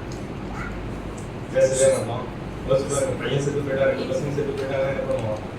உங்களை தானே நம்பிட்டு இருந்தேன், உங்க கையில தானே என் பையனை ஒப்பு கொடுத்தேன், எத்தனை கேள்வி கேட்பாங்க. அதுக்கு பிறகு இயேசுக்கு நமக்கு நடக்கிற சண்டைக்கு பலாப்படுவார். ஆனா ஆரோனுடைய ஊழியம் அப்படி இல்லை. பையன் செத்து கிடக்கிறான், இங்க போக முடியாது. அவர் எங்க இருக்க வேண்டும்? ஆசாரி பாருங்க. பையன் வெளியே செத்து கிடக்கிறான், இங்க கர்த்தருடைய ஆலயத்துல நின்று அவர் ஊழியத்தை செய்து கொண்டிருக்கிறார். அதில் ஊழியம் செய்யற இதுல அவர் என்ன செய்யணும் அப்படின்னா பலி செலுத்தி அங்க இருக்கிறத என்ன செய்யணும்? சாப்பிடலாம். மோசே அந்த கண்டபடி திட்டிட்டு இருக்கிறார். என்ன சாப்பிடாம வச்சுக்கிட்டு பையன் செத்து கிடக்கிறது அவ்வளவு துக்கமான ஒரு காரியம். பையன் செத்து கிடக்கிறான், என்ன கிடைக்குது? திட்டு கிடைக்குது. கர்த்தருடைய ஊழியத்தை சரியா செய்யல அப்படின்னு திட்டு கிடைக்குங்க. ஆண்டவர் என்ன மன்னிப்பாரா அப்படின்னு கேட்கிறாரு. நான் படிக்க தின்னுட்டு இருந்தேன்னா ஆண்டவர் என்ன மன்னிப்பாரா அப்படின்னு. இப்போ அப்படிப்பட்ட ஒரு கடினமான ஒரு ஊழியத்தின் பாதை ஆர்வனுக்கு ஆண்டவர் அழைப்பு கொடுத்திருந்தார். அந்த அழைப்புல ஆண்டவர் என்ன செய்தார்? அவனை நடத்தினார். அவனை மாத்திரமல்ல, சந்ததியாக ஆர்வனுடைய சந்ததியில ஆண்டவர் என்ன செய்தார்? பிரதான ஒரு ஆசாரியனை தேவன் எழுப்பினார் அப்படின்னு சொல்லி பார்க்கிறோம். அடுத்து புதிய ஏற்பாட்டில் பார்த்தோம் அப்படின்னு சொன்னா பேதுருவை குறித்து பார்க்கலாம். அதே 4ஆம் அதிகாரம் 18-19 வசனங்களை வாசித்து பார்த்தோம் அப்படின்னு சொன்னால் ஆண்டவர் பேதுருவை என்ன செய்தார்? அழைத்தார். பேதுருவை அவருடைய சகோதரன் அந்திரேயாவும் கடலிலே மீன் பிடிக்கிற அவர்கள் வலையில எல்லாம் அலசிட்டு இருக்காங்க. ஆண்டவர் பார்க்கிறார், என்னை பின்பற்றி, அவ்வளவுதான் ஒரே வார்த்தை. இவங்க 2 பேரும் என்ன செஞ்சாங்க? ஆண்டவரை பின்பற்றி இருந்தாங்க. ஆண்டவர் சொன்னார், மீன் பிடித்துக் கொண்டிருந்த அந்த பேதுருவை பார்த்து சொன்னார், நான் உன்னை மனுஷர்களை பிடிக்கிறவர்களாக என்ன செய்வேன்? மனுஷர்களை பிடிக்கிறவர்களாக. யோவான் 21ஆம் அதிகாரம் 3-17 உள்ள வசனங்களை வாசித்து பார்த்தோம் அப்படின்னு சொன்னால் அவர் என்ன செய்கிறார்? அவருடைய அழைப்புல இருந்து கொஞ்சம் இடையில பேக் எடுக்கிறார். ஆமென். ஆண்டவர் உலகத்துக்கு வந்தார், சீஷர்களை தெரிந்து கொண்டார். அதுல பிரதானமான சீஷனாக பேதுருவும் இருந்தார். ஆண்டவருடைய வார்த்தைகளை கேட்டார். நல்லா ரொம்ப உற்சாகமான ஒரு மனுஷன், சீஷன். ஆனால் ஆண்டவர் இந்த உலகத்துல வந்து மரித்தார், உயிர் திறந்தார், காட்சி கொடுத்தார். ஆனாலும் அவர் வெட்டியாவே வந்துட்டு இருக்கோமே அப்படின்னு சொல்லிட்டு என்ன சொல்றாரு? நான் மீன் பிடிக்க போறேன் அப்படின்னு. ஆமென். என்ன சொன்னாரு? நான் மீன் பிடிக்க போறேன். ஆனால் ஆண்டவர் அவனை குறித்து அழைத்து ஒரு வார்த்தை சொன்னார், நீ என்ன, நான் உன்னை என்ன செய்வேன்? மனுஷர்களை பிடிக்கிறவர்களாக்குவேன். மனுஷர்களை பிடிக்க வேண்டியவன் சொல்லுகிறேன், நான் மீன் பிடிக்க போறேன். எப்படா நீ வாயத்திறப்பேன்னு எனக்கு காத்துட்டு பின்னாடி அத்தனை பேர் என்ன செஞ்சுட்டாங்க? மீன் பிடிக்க போயிட்டாங்க. உடனே ஆண்டவர் பார்த்துட்டு, நீ இதை பண்ணுதுன்னு எனக்கு தெரியும், அதனாலதான் நான் இன்னும் இப்படிதான். கடல்ல இருக்கிற பிள்ளைகளே சாப்பிட்றதுக்கு ஏதாச்சும் இருக்கா அப்படின்னு. மீன் பிடிக்க போன பிள்ளைகிட்ட அந்த இருக்க கிடையாது, ஏதாச்சும் சாப்பிட்றதுக்கு அங்கே ஒன்றும் ஆழத்துல போய் மீன் பிடிங்க, நம்ம சமைச்சு வைக்கிறேன் அப்படின்னு சொல்லி கடற்கரை ஆண்டவர் செஞ்சு வச்சாரு, சமைச்சு வச்சிருக்காங்க. ரொம்ப கொடுத்து வச்சிருக்காங்க. ஆண்டவர் என்ன செஞ்சு வச்சிருக்காரு, சமைச்சு வச்சிருக்காரு. அப்பெல்லாம் ரெடி, கொஞ்சம் மீன் மட்டும் சுட்டு தரேன் அப்படின்னு என்ன செஞ்சாரு, அதே சுட்டு கொடுத்தாரு. எல்லாம் நல்லா, அது மட்டும் ஒரு பிரச்சனையே இல்லை. ஆண்டவர் கிட்ட போனா எப்போ சாப்பாட்டுக்கு மட்டும் இல்லை, எங்க போனாலும் 5 மீன் எல்லாம் வேணுங்கிறத வயிறாக சாப்பிட்டுப்போம். மீதி இருக்கிறதா யாருக்கு 12 கூட மழைக்கு பேக் பண்ணியிருக்கோம். அவன் எங்க போனாலும் சாப்பாட்டுக்கு இவங்களுக்கு ஆண்டவர் என்ன செய்யறாரு, அதனால சாப்பாடு எல்லாமே எங்களால இருக்க முடியல. மீன் பிடிக்கிறதுக்கு கிடையாது போயிட்டேன். இதுக்கு மேல நான் டெய்லி உங்களுக்கு சாப்பாடு கொட்டிகிட்டே இருக்க முடியாது. நீ என்ன செய்யணும், மனுஷன் ஆண்டவர் 3 தடவை கேள்வி கேட்டாரு. என்ன கேள்வி கேட்டாரு, சிமோனே நீ என்ன நான் நேசிக்கிறதா, அதான் நான் அவன்கிட்ட என்ன சொன்னேன், மனுஷர்களை பிடிக்கிறவன் நான் சொல்றேன். இப்ப நான் அவன்கிட்ட சொல்றேன், என் ஆடுகளை மேய்ப்பான், ஆட்டு குட்டிகளை மேய்ப்பான். 3 தடவை கேட்டார். 3ஆவது தடவை கேட்கும்போது மனுஷன் ஆயிட்டாரு, வந்து போயிட்டாரு. நான் நேசிக்கிறது உங்களுக்கே தெரியுமே, கேட்க வேண்டிய அவசியமே. நேசிக்கிறேன், ஆனா கொஞ்ச நேரத்துல என்ன செய்யறேன், மழை போயிட்டு ஓடி போயிடுவேன். அநேக நேரங்கள் நம்ம அப்படிதான், ஆண்டவரே நான் உண்மை நேசிப்பேன், உமக்காக நிற்பேன், உமக்காக எழுப்பி பிரகாசிப்பேன், உமக்காக எதையாச்சும் நான் கண்டிப்பா செய்வேன். ஆனா என்ன பண்ணிட்டு இருக்கோம், ஒரு அழைப்பு என்ன, நம்ம என்ன செய்து கொண்டு இருக்கிறோம் தெரியாது. ஆண்டவரே இயேசு எத்தனை பேர் நேசிக்கிறீங்க, அதை கேட்கிறீங்க. எவ்வளவு நேசிக்கிறோம், ஜீவனிலும் மேலாக நான் இயேசுவை நேசிக்கிறேன். ஆண்டவர் சொல்ல ஒன்று கூட என்ன செய்ய மாட்டோம். ஆண்டவரை நேசிக்கிறோம் எப்படி காமிக்க முடியும், அவருடைய வார்த்தைகளை கீழ்பிடிக்கிறதுனாலதான் அதை நம்ம பண்ணணும். அடுத்தது பவுலுடைய பயணத்தை வாசித்தோம் இருந்துச்சுன்னா அப்போஸ்தலர் 9ஆம் அதிகாரம் 15-16 வசனங்களை வாசிக்க கேட்போம். அவருடைய பவுலுடைய அழைப்பு ஏற்கனவே ஒரு முறை நான் பேசியிருக்கிறேன்னு சொல்லி நான் நினைக்கிறேன். அப்போஸ்தலர் 9ஆம் அதிகாரம் 15-16 வசனங்கள். இங்கே பவுலை ஆண்டவர் என்ன செய்கிறார், அழைக்கிறார். அழைத்து ஒரு ஊழியத்தை கொடுக்கிறார். புறஜாதிகளுக்கும் ராஜாக்களுக்கும் ஞானிகளுக்கு தேசாதிபதிகளுக்கு இப்படி மற்றவங்களுக்கு சொல்லி ஆண்டவர் என்ன செய்கிறார், சுவிசேஷத்தை கொடுக்க முடியாத ஒரு அழைப்பை கொடுக்கிறார். ஆமென். பவுலுக்கு ஒரு வித்தியாசமான ஒரு அழைப்பை கொடுக்கிறார். அவனுடைய கண்கள் எல்லாம் பார்வையிழந்த போது அனனியாவுக்கிட்ட ஆண்டவர் வந்துட்டு சொல்றாரு, குழப்பம் தான் வந்தான், ஆனா அவனை குறித்து என்னுடைய தரிசனத்தை நான் சொல்கிறேன் என்று சொல்லி அவனை நான் புறஜாதிகளுக்கு பிரசங்கியாகவும் என்னுடைய வார்த்தைகளை போதிக்க முடியாத அப்போஸ்தலனாகவும் நான் என்ன செய்திருக்கிறேன், அவனை நியமித்து வைத்திருக்கிறேன் என்று சொல்லி ஆண்டவர் அவனுக்கு சொல்கிறார். என் நாமத்து நிமித்தம் எவ்வளவு பாடுகளை அனுபவிக்க வேண்டும் என்பதை அவனுக்கு காண்பிப்பேன் அப்படின்னு என்ன செய்கிறார் ஆண்டவர் சொல்கிறார். இவ்வளவு நாள் அடிச்சுக்கிட்டு இருந்தாரு, ஓடுறவன போறது ரொம்ப சந்தோஷமா இருந்திருக்கலாம். இதுக்கு மேல அவனுடைய வாழ்க்கை எப்படி மாறுது, இனிமேல் இவர் அடி வாங்கணும், இவர் ஓடணும், கை காலெல்லாம் உடச்சு விடுவான். ஆனாலும் முட்டி போட்டு என்ன செய்யணும், ஆமா கை காலையெல்லாம் சங்கிலியில கட்டி வச்சிருப்பான். ஆனாலும் கை தட்டி பாட்டு பாடி என்ன செய்யணும், ஜெபம் பண்ணணும். இதுதான் உன்னுடைய அழைப்பு. எருசலேமுக்கு சர்ச்சுக்கு தான் நீ போவ, ஆனா உன்னை கட்டி என்ன செய்வாங்க, அப்போஸ்தலர் 21ஆம் அதிகாரத்துல 26ஆம் அதிகாரத்துல 23, 28 அதிகாரத்துல வாசிப்பாங்க வீடுகள்ல. நீ போய் என்ன செய்வாங்க, எருசலேமுக்கு போனவங்க என்ன செய்வாங்க, கட்டி பேக் பண்ணி எங்க அனுப்புவாங்க, ரோமாபுரிக்கு அனுப்புவாங்க. இத்தாலியில இருக்கக்கூடிய ரோமாபுரிக்கு போற வழியில நீ உயிரோட போவேன்னு நீ நம்பவே முடியாது. அந்த அளவுக்கு பயங்கர பிரச்சனை எல்லாம் வரும். கொலை செய்ய பார்ப்பாங்க, கப்பல் சேதம் இருக்கலாம், உடம்புல ஆல்ரெடி நிறைய பிரச்சனை இருக்கு, நிறைய வலிக்குது. ஆமென். அது எல்லாத்தையும் தாண்டி நீ என்ன செய்யணும், ரோமாபுரிக்கு போய் அங்க நிறைய ராஜாக்கள்லாம் இருக்கிறாங்க, அவங்களுக்கு என்ன இயேசு யாருன்னு தெரியவில்லை, அவங்களுக்கு என்ன செய்ய வேண்டும், இயேசுவை நீ அறிவிக்க வேண்டும். சொன்ன அதிகாரங்களை வாசித்து பார்த்தீங்கன்னு சொன்னா ஃபெலிக்ஸ் சொல்றான், நீ கொஞ்சம் என்ன கிறிஸ்தவனாவே மாத்திடுவேன், கொஞ்ச நேரம் விட்டனா நீ அவ்வளவுதான், நீ என்ன செஞ்சிருவேன், ஆல்மோஸ்ட் நானே கிறிஸ்தவனா மாறி சொல்றேன். நீ மாத்திரமல்ல, என் வார்த்தையை கேட்கிற எல்லாரும் என்ன போல ஆகணும். இந்த கட்டுகளை தவிர்த்து மீதி எல்லாம் அப்படியே என்ன மாதிரி நீங்க எல்லாரும் என்ன செய்யணும், ஆகணும். ராஜாவே நான் உங்களுக்கு மாத்திரம் வரலாம், இவரை சொல்ற நான் பிளான் படிதான் வந்திருக்கிறேன், இவருடைய அழைப்பு அவருக்கு தெரியும். ராஜாக்களுக்கு கர்த்தருடைய வார்த்தைகளை கொடுக்க முடியாதுன்னா இவனுக்கு அரெஸ்ட் பண்ணி எங்க வந்திருக்காங்க? எருசலேம்ல இருந்து ரோமாபுரிக்கு வந்திருக்காங்க. எல்லாத்துக்கும் கர்த்தருடைய வார்த்தைகளை சொன்னார். ராணிக்கு சொல்றாங்க. இங்க ஒரு சிலர் தான் டைம் பாஸ் ஆகலன்னு சொல்லிட்டு என்ன பண்றாங்க, கதை கேட்கறதுக்காகவும் கூப்பிடுறாங்க. நீ எத்தனை நேரம் கூப்பிட்டாலும் நான் ஆளும் வந்து என்ன செய்வேன் சொல்லுவேன். தைரியமாக கர்த்தருடைய வார்த்தையில என்ன செய்தார்? பிரசங்கித்தார். அதே இடத்துல 28ஆம் அதிகாரத்துல கடைசியில் வாசித்து பார்த்தோம் அப்படின்னு அங்கேயே வீடு எடுத்து தங்கிட்டாங்க. இவன் மேல குற்றமே இல்லைன்னு சொல்லி என்ன செஞ்சாச்சு? ஆமா, விடுவிச்சிட்டாங்க. இவன் கொஞ்சம் லஞ்சம் தான் கொடுப்பான்னு சொல்லி எதிர்பார்த்தாங்க. இவன் கொடுக்கல. போற நேரம்லாம் அவங்க கூட கொஞ்சம் பேசினா ஏதாவது லஞ்சம் கொடுத்துட்டு வெளியே போகணும்னு பார்த்தாங்க. போறப்பெல்லாம் ஆண்டவர் பத்தி மட்டும் தான் பேசினா லஞ்சம் கொடுக்குற மாதிரி தெரியல. சரி உடச்சு போன வெளியே விட்டாங்க. வெளியே போனவங்க என்ன செஞ்சாங்க? 2 வருஷம் அங்கேயே வீடு எடுத்து தங்கி அங்க இருக்கிற எல்லாத்துக்கும் ஆண்டவர் பத்தி என்ன செஞ்சாங்க? சுவிசேஷம் சொன்னாங்க. வாழ்நாள் முழுவதும் கடைசி நிமிஷம் வரைக்கும் கர்த்தர் அவனை அழைத்து என்ன செய்யறாங்க. இன்னும் ஒரே ஒரு வார்த்தை மாத்திரம் நான் சொல்லி நான் நிறைவு செய்கிறேன். அழைப்பினுடைய எல்லையில என்ன செய்யக்கூடாது? தாண்டக்கூடாது. அழைப்பினுடைய எல்லைகளை தாண்டக்கூடாது. தாண்டனா என்ன? ஆண்டவர் அழைப்பு கொஞ்சம் நமக்கு கொஞ்சம் அசௌகரியம். பேதுருவுடைய அழைப்பை குறித்து பார்த்தோம், பவுலுடைய அழைப்பை குறித்து பார்த்தோம். மத்திய 10ஆம் அதிகாரம் 5-6 வசனங்களை வாசித்தோம். எல்லாரையும் ஆண்டவர் அப்போஸ்தலராக தான் அபிஷேகம். பேதுருவும் யாரு?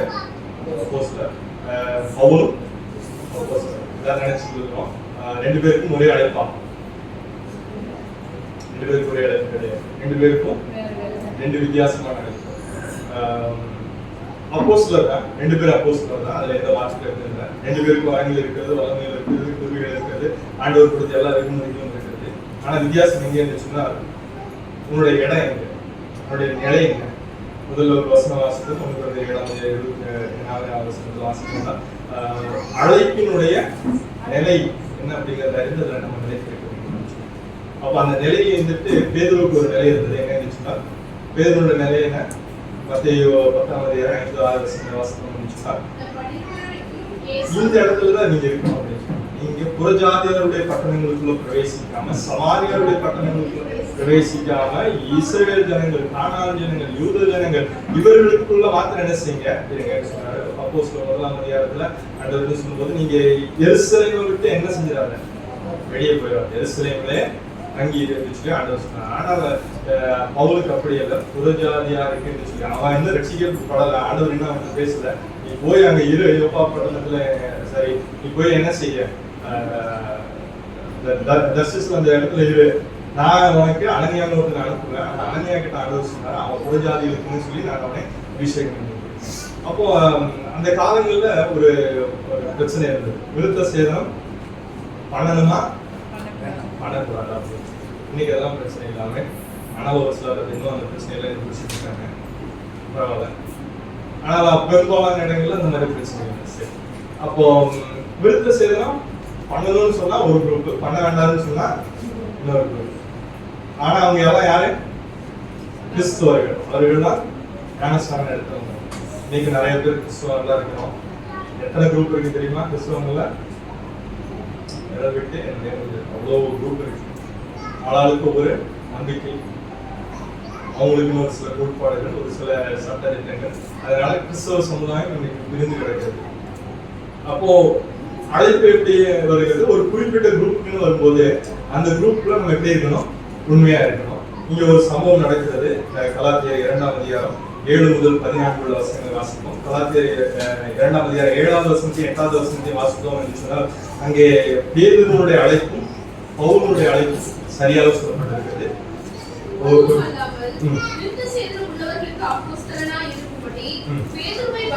விருத்த சேதனம் உள்ளவர்களுக்கு அப்போஸ்தலனாய் இருக்கும்படி பேதுருவை பலப்படுத்தினார். புறஜாதிகளுக்கு அப்போஸ்தலனாய் இருக்கும்படி என்னையும் பலப்படுத்தினபடியால், நீங்க புறஜாதிகளுக்கு யார் பலப்படுத்தினாரா? அப்போஸ்தலனாய் இருக்கும்படி பவுலை பலப்படுத்தினார் அப்படின்னு சொல்லி பார்க்கிறோம். ஒரு நாள் ஒரு ஈவென்ட் நடக்கிறது. எந்த இடத்துக்கு வருகிறாங்க?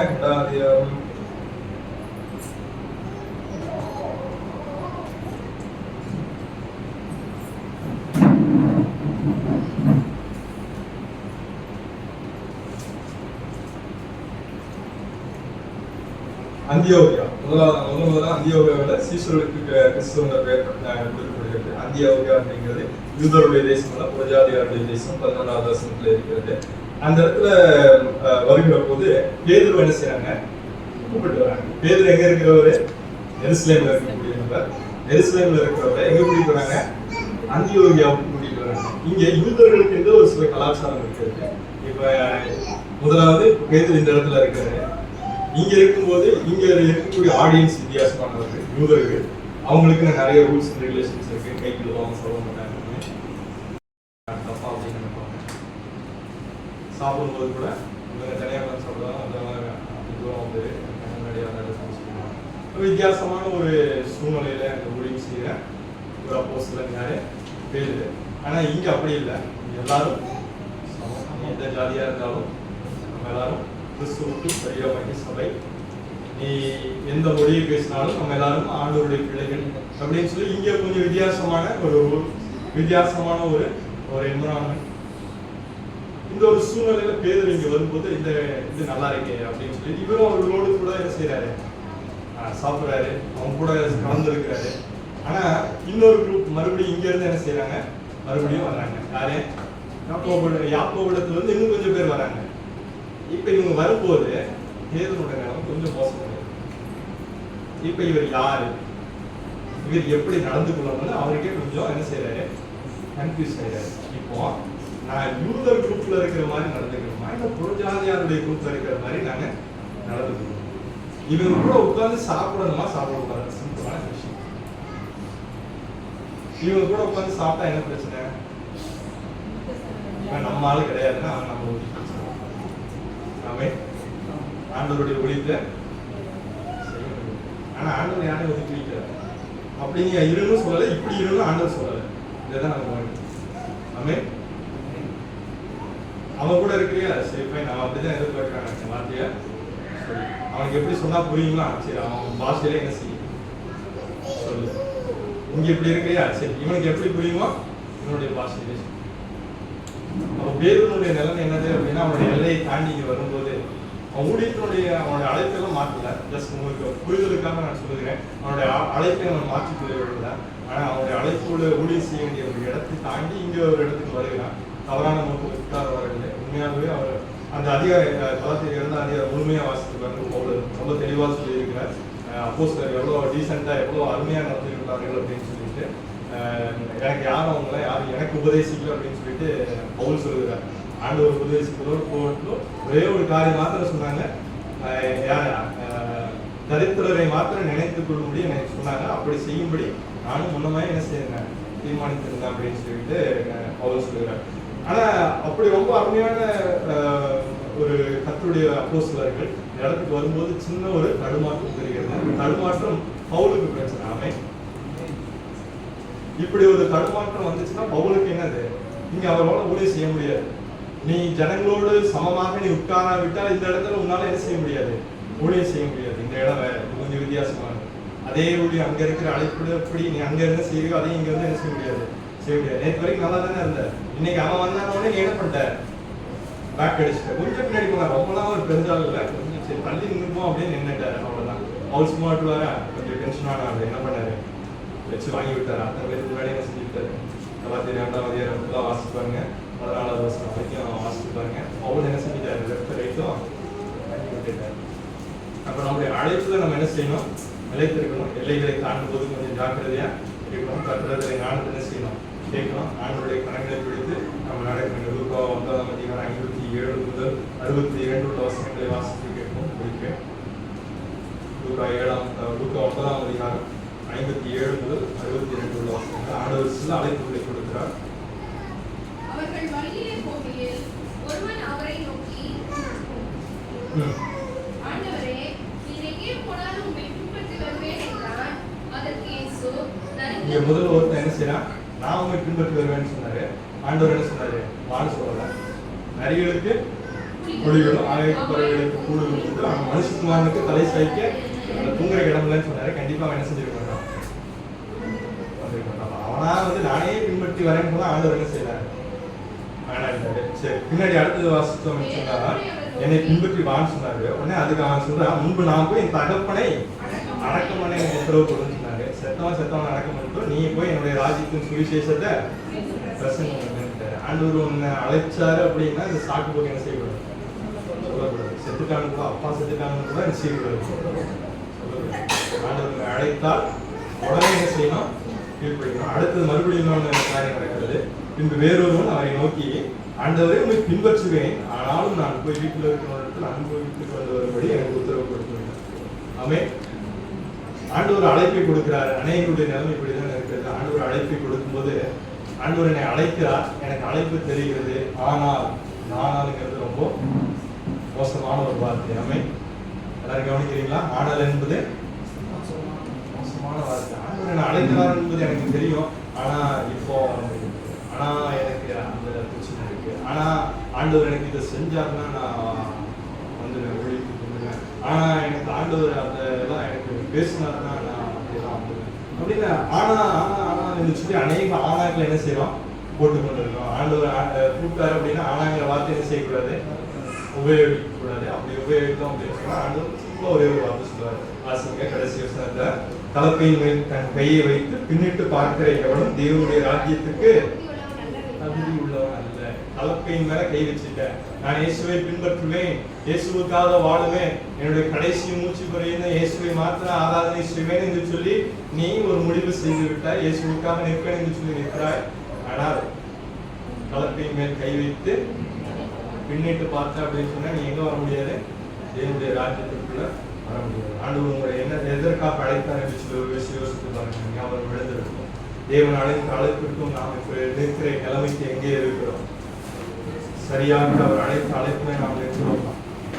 நம்முடைய பயன் எப்படி போய் கொண்டிருக்கிறது? கர்த்தர் அழைத்த அழைப்பு, இந்த பரம அழைப்பில் அந்த பந்தய பொருளை நோக்கி, நம்முடைய லட்சியை நோக்கி, அந்த லட்சியத்தை நோக்கி, அந்த நித்திய ஜீவனை நோக்கி தேவன் நமக்கு அழைத்த அழைப்பிலே உரிமையோடு ஓடிக்கொண்டிருக்கிறோம்.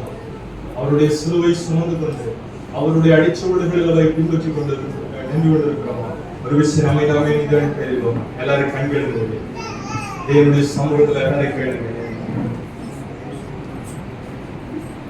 அவருடைய அழைப்பு, அவருடைய வருகை வரையும் அவருடைய வாழ்நாள் முழுவதும் தேவனுடைய சமூகத்தில் அவர் அழைத்த அழைப்பில் நான் நிற்பேன் என்று சொல்லி தேவனுடைய சமூகத்தில் உறுதி அளித்து அதற்கு தேவனுடைய சமூகத்தில் அவருடத்திலே பலத்தை கேட்பான். நம்மளால ஒன்றும் செய்ய முடியாது.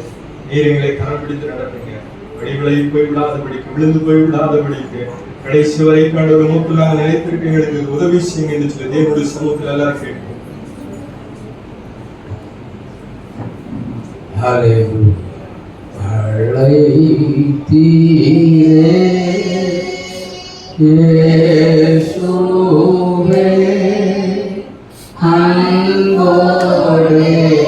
என்னை அழைத்தீரே, ஆண்டவர் சேவை மதிப்பேனே, ஆயத்தமானேவே,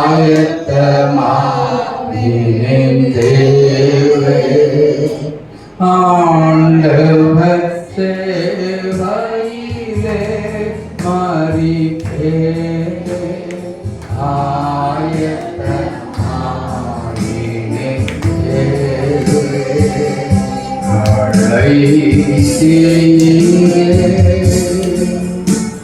மறுபடியும் எல்லாரும் கைதட்டி ஒரே ஒரு கோரஸ் நாம் பாட போகிறோம்.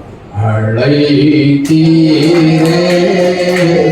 இயேசுவே, அன்போடு என்னை அழைத்தீரே,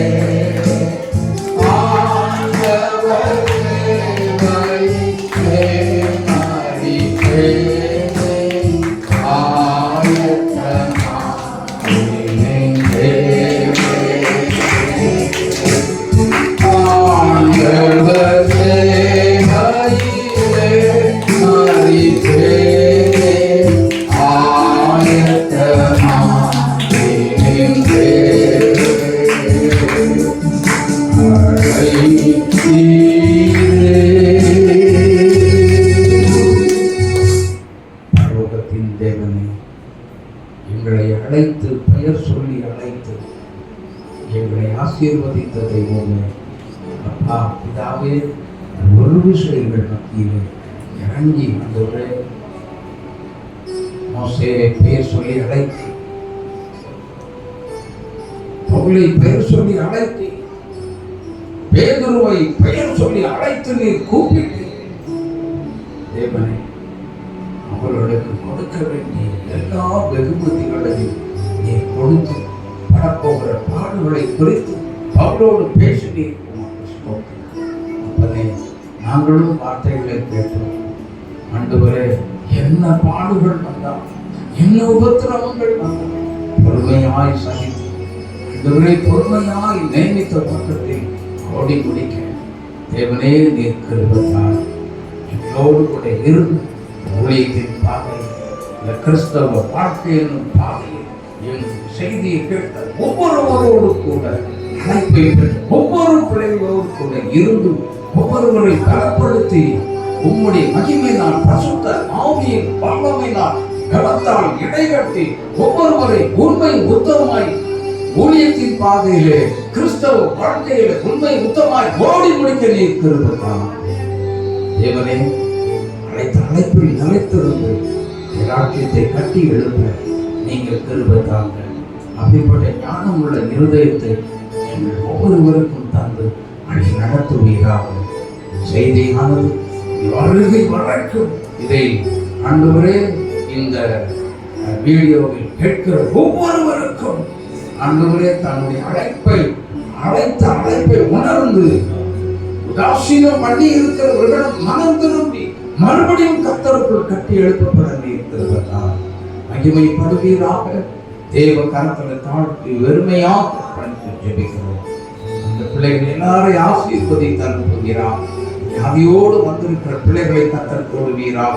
பலவீனத்தோடு வந்திருக்கிற பிள்ளைகளை கர்த்தர் தொட்டு குணமாக்கி விடுதலை கொடுத்தபடி நடத்தும்படியாக ஜெபிக்கிறோம். பலப்படுத்துங்க, மகிமைப்படுவீராக. இயேசுவின் நாமத்தில் ஜெபிக்கிறோம் எங்கள் நல்ல பிதாவே. என் ஆத்மாவே கர்த்தரை ஸ்தோத்திரி, என் உள்ளமே அவருடைய பரிசுத்த நாமத்தை ஸ்தோத்திரி. என் ஆத்மாவே கர்த்தரை ஸ்தோத்திரி, கர்த்தர் செய்த சகல உபகாரங்களையும் மறவாதே. ஆமென், ஆமென். நம்முடைய கர்த்தராய் இருக்கிற இயேசு கிறிஸ்துவினுடைய கிருபையும் பிதாவாகிய தேவனுடைய அன்பும் பரிசுத்த ஆவியானவருடைய ஐக்கியம் சகல ஆசீர்வாதமும் நம்மளோடு கூட எப்போதைக்கும் இருப்பதாக.